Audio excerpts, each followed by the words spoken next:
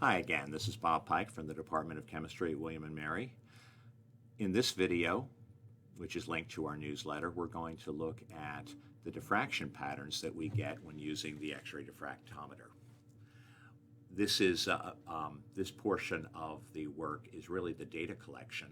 We've mounted the crystal on the diffractometer, we've got the beam focused on it, and we're now going to start taking individual diffraction images. We will look at a movie of those images as they sequence in time, and what's changing when we go from image to image is the position of the crystal with respect to the beam. So as we rotate the crystal around, we expose different layers of atoms. Each layer of atoms produces a diffraction event, and that diffraction event is seen as a spot that is showing up on the detector. And again, this is a picture of what the detector is seeing.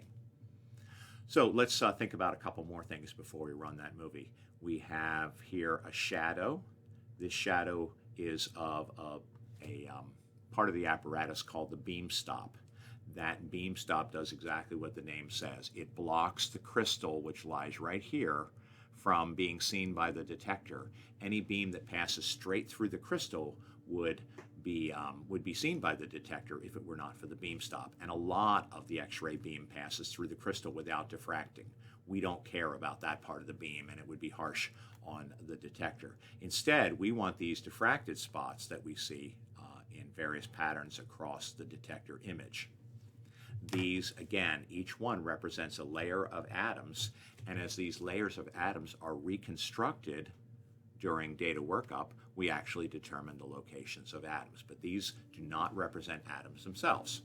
So let's begin to run the movie, and what you're going to be looking for is lines like this one and like this one, and even sort of circles of these X-ray spots, which I'm not seeing one on this image, but you'll see them as we go along. So here we go.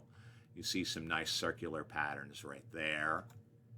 Let me pause it, and I will turn on what's called the overlay. So show overlay, there it is. What this is a series of predictions of where the X-ray spots should occur based on the shape and symmetry of the unit cell. Our unit cell is right here. It's got an A axis of 38.5 angstroms. The B axis is identical because of the symmetry. C is 12.5 or so. The alpha, beta, and gamma angles that make up the unit cell are also, in this case, predetermined by symmetry. If the unit cell was different, this circle pattern would be different. But the fact that the spots all lie inside of circles shows us that we've got the right unit cell. There are some circles without spots, and that's okay, because there are things called systematic absences. And the fact is the diffraction data don't go all the way out. We'll talk about that in a moment. So that leads to some of these outer circles being empty. So as I continue the movie, I'm going to turn off the overlay and turn on the resolution tool. So if I was to put this circle of resolution, I'd see that I've got lots of strong data down by the crystal, but my resolution, that is to what degree can I see the details of the molecular structure, are limited. But I do have the spots outside that diffraction circle, out to almost 1 angstrom. In fact, I can go beyond, probably down below an angstrom. Look at that spot. Let's go out to about there. Somewhere around there is probably about where our crystal's running out of gas. Maybe we've got a little more out there. So we're down in the low 0.8 angstrom region for the limit of our diffraction. The spots beyond that are getting awfully weak. What this is telling us is that there's only so far we can peer down into reality and see the details of bonding. But fortunately for us, by the time we get to 0.8 angstroms, there's not much chemistry left to see. Most chemical bonds are on the order of about an angstrom, and the shortest bonds that are known, for instance, a hydrogen-hydrogen bond, are around 0.8 angstroms. We're not going to see a hydrogen-hydrogen bond here because that's you only see that in one compound, and that's H2. But carbon-hydrogen bonds are 0.85, 0.9 angstroms. Same with oxygen-hydrogen bonds, such as in water. So by the time we're down to 0.8 angstroms, we've seen all there is to see. So it doesn't really matter that there's not much information beyond this circle.